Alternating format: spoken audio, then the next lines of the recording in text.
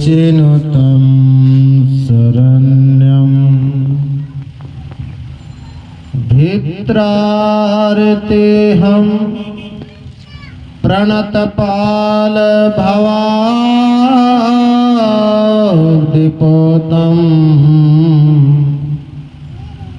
वन्दे महापुरुष ते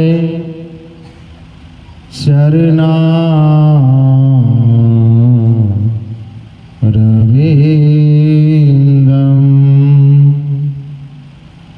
वन्दे महापुरुष ते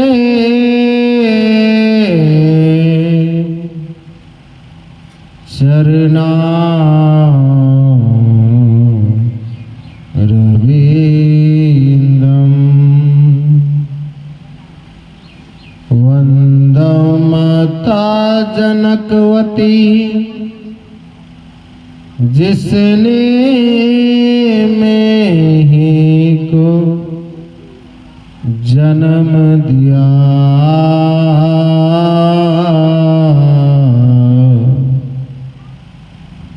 माता जनकवती के गोद में खेला सालाल, इनके अमृत वाणी सुनकर दुनिया हुए निहाल, इनके अमृत वाणी सुनकर दुनिया हुए निहाल। बोलिए प्रेम से श्री सद्गुरु महाराज की। सजनों,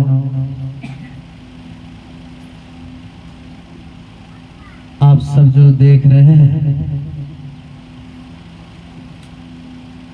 मैं सबसे पहले थोड़ा अपना परिचय तो आपको पहले दे दूं। जिस समय हमारे महर्षि साईं स्वामी जी महाराज स्वयं शरीर में थे, उस समय मैं स्वामी चतुरानंद जी महाराज का सेवा करता था। ये करीब 2005 की घटना है। लेकिन रात्रिकालीन हमारे महर्षि साईं स्वामी जी महाराज के चरणों की सेवा होता था, पैर दबाने का सेवा, और इतने संत उनके चरण दाबने जाते थे, पूरा शरीर हाथ से भर जाता था। मैं उस समय पूरे महात्मा में से सबसे छोटा मैं ही था, महर्षि साईं स्वामी जी महाराज के साथ। और पता है, मैं पेंडिंग में रहता था, कोई महात्मा हटता था तब जाके पूज्य बाबा का चरण दबाता था। सजना, कितना इंतजार करते करते पूज्य बाबा का चरण मिलता था महर्षि साईं स्वामी जी महाराज का, तब थोड़ा सा जाकर के उनके चरण को दबाते थे। और मुझे ये पता नहीं था कि थोड़ा देर महर्षि साईं स्वामी जी महाराज का हम चरण दबाएंगे तो मुझे इतने बड़े पद पे ले जाकर के पूज्य बाबा छोड़ेंगे, जो कि मैं कल्पना ही नहीं किया था। श्री सद्गुरु मुझे पता नहीं था।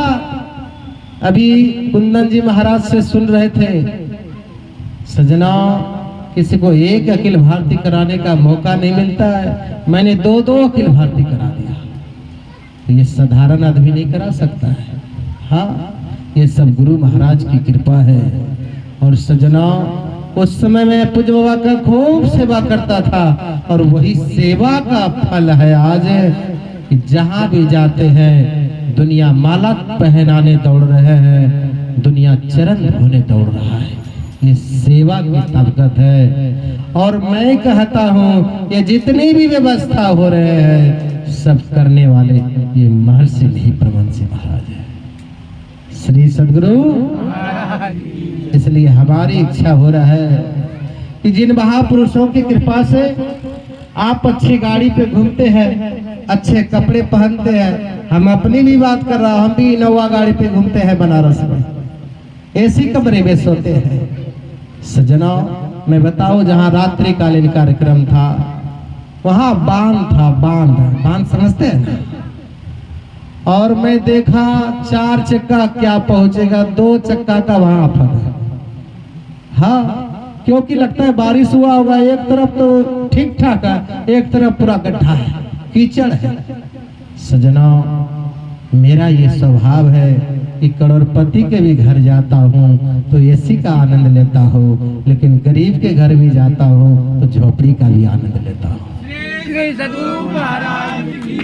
हाँ, जहाँ जैसी परिस्थिति वैसे महात्मा को अपने आचरण को बना लेना चाहिए।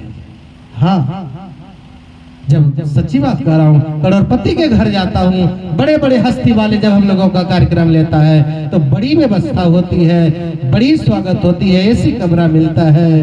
और कभी मैं कहता हूँ पैसा वाला तो कराता ही है, कभी अगर गरीब को इच्छा हो जाए कि महाराज जी मेरे द्वार पे आए सत्संग करे, भाई उनका कौन करेगा। लेकिन मैंने वचन ले रखा हूँ, अरे गरीब के घर भी द्वार पे जाकर के सत्तू खा के मंच पे जाऊंगा, लेकिन करूंगा सत्संग। गुरु महाराज के समय में मैं सुना कि चूड़ा सत्तू लेकर के भी गुरु महाराज के सत्संग में लोग पहुंचते थे। हाँ, इसलिए सज्जनों मैं भी गुरु महाराज के जीवन चरित्र को पढ़ा हूँ और मैं भी ये वचन लिया हूँ, प्रतिज्ञा लिया हूँ, करोड़पति के भी घर भी जाऊंगा और झोपड़ी वाले के भी घर जाकर के सत्तू खा करके भी सत्संग करूंगा। श्री सद्गुरु। इसलिए सज्जनों जिन महापुरुषों के कृपा से मैं भी वाराणसी काशी की धरती से सुरक्षित आपके गांव आया हूँ। गांव का नाम क्या है? खानगाह। देखिए मुझे तो लग रहा है मैं पहली बार आया हूँ, क्योंकि इधर बिहार शायद कोई भगत याद करता है तो आता हूँ। हम लोगों का समझिए रूट है वृंदावन, अयोध्या, मध्य प्रदेश, नैमिषारण्य, दिल्ली, आगरा, ये बाहर का रूट चलता है। अरे बिहार में तो बहुत संत है, ये गुरु महाराज का आप प्रचार कर रहे हैं। जहाँ कोई नहीं जान रहा है गुरु महाराज को, वहां गुरु महाराज का झंडा गड़ाना चाहिए। श्री सद्गुरु।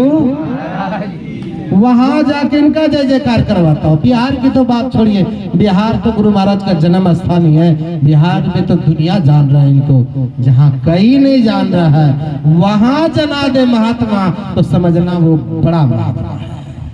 हाँ, बिहार तो जान रहा है, पूरे बिहार गुरु महाराज को जान रहा है। हाँ सज्जनों, इसलिए मैं चाहता हूँ कि गुरु महाराज के सिर कृपा से मैं भी वाराणसी काशी की धरती से आपके गांव में सुरक्षित आया हूँ, और आप लोग भी घर द्वार छोड़ करके गुरु महाराज के सानिध्य में बैठ करके सत्संग कर रहे हैं। जो महापुरुषों ने सारी व्यवस्था आपकी कर रही है, खाने की, रहने की, चलने की, सवारी की व्यवस्था, और हमारी भी व्यवस्था कर रहे हैं। हाँ, मैं आपको व्यासपीठ से कह रहा हूँ, नहीं अभी कोई महात्मा ज्यादा ध्यान सत्संग किया है, नहीं सत्संग ही किया है, दोनों की बात कर रहा हूँ। कोई नहीं किया है ये दोनों आदमी, ये गुरु महाराज ही बैठ करके तपस्या सत्संग किए हैं, संत मत के बगिया को लगा रखा है। इस सारे सत्संग, इस सारे महात्मा उसी के कमाए हुए धन को बैठ के खा रहा है, कुछ नहीं किया है। मैं खुद कह रहा हूँ, मैं कुछ नहीं किया हूँ। आज जहीं जाता हूँ लोग गजरा का माला लेके दौड़ता है, लोग चरण धोता है, भैया मैं कुछ नहीं किया हूँ। मैं एक काम किया हूँ, अपने जीवन को महर्षि में परमहंस जी महाराज के चरणों में सौंप दिया, ये काम किया हूँ।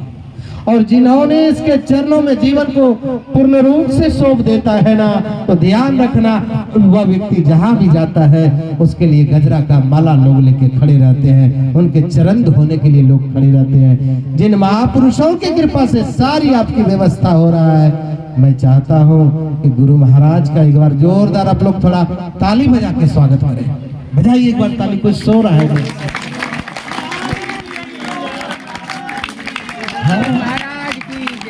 क्योंकि देखिए मैं अपने कार्यक्रम में सोने नहीं देता हूँ, चाहे कितना बड़ा पंडाल लगता है। सत्संग में भी इतना बड़ा बड़ा पंडाल लगता है ना मेरा, कहीं कहीं पंडाल बढ़वाना पड़ता है मुझे, लेकिन मेरे कार्यक्रम में एक चीज होता है, एक भी व्यक्ति आपको सोते हुए नहीं दिखाएगा।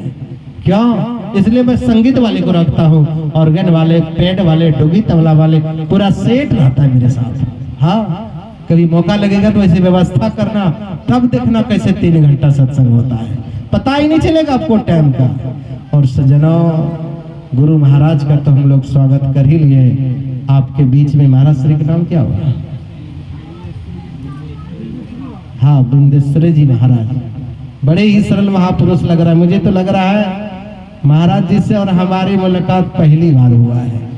हाँ, ऐसा कभी शायद मौका नहीं लगा, इसलिए व्यासपीठ पे बैठे हुए बिंदेश्वरी जी महाराज, इनके भी एक बार जोरदार ताली से थोड़ा स्वागत करिए।